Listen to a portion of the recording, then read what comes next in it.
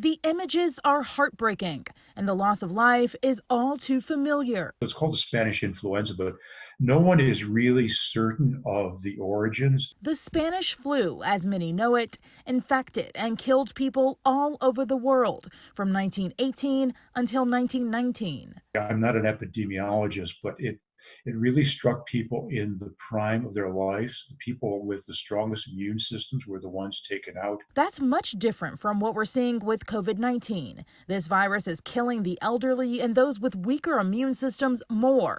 But that's where lots of the differences end. What they do is exactly what we're doing now. They enforce what we would call social distancing. They look for face masks.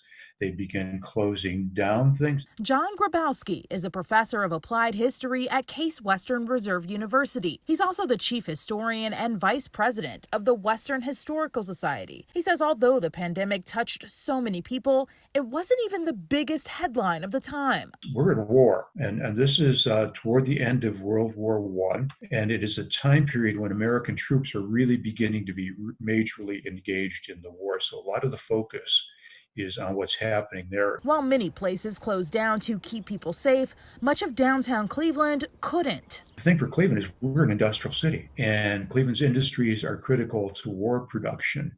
And so they're not shutting down industries. The CDC estimates 500 million people, or 1/3 of the population at the time, was infected with the virus.